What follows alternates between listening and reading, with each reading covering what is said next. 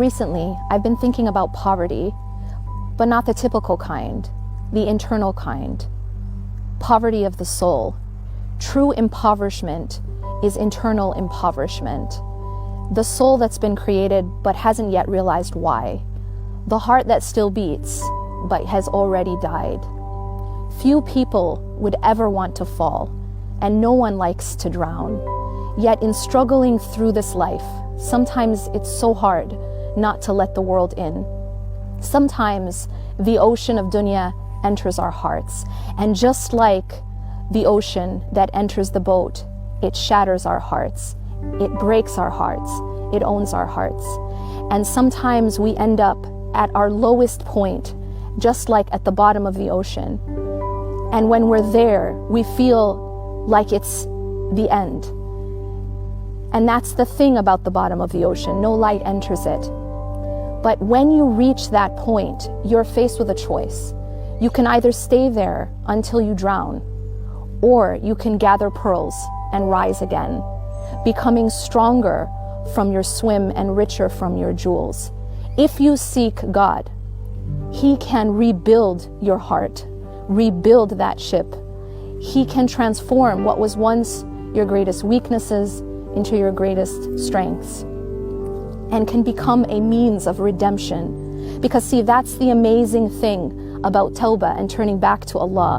We're told that it's a polish. So not only does it clean, it actually can make the heart even more beautiful than it was before it got dirty.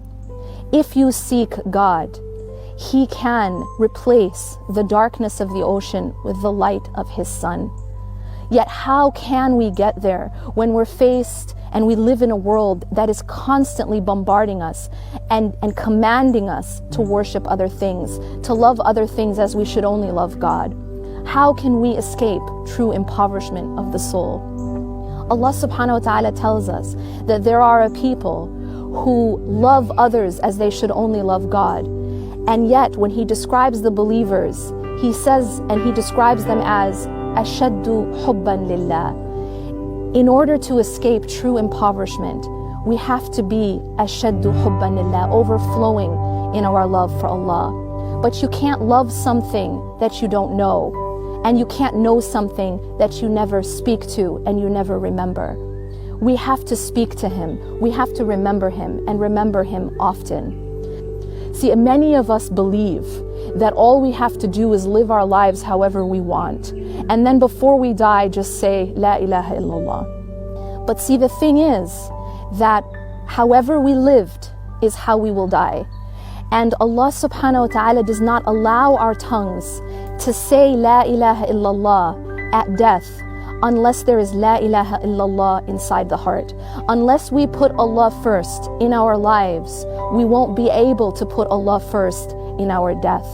And so in order for us to live a life that is full of the love of God, we need to put God at the center, and we need to not lose hope when we do reach that lowest point. And we ask God throughout our lives that every time we slip, to allow us to come back and to stand back up and to rise. If we do that, then and only then will God allow our tongues at the time of death to say La ilaha illallah. We bear witness that there is absolutely nothing worthy of our ultimate love and worship and devotion except for God.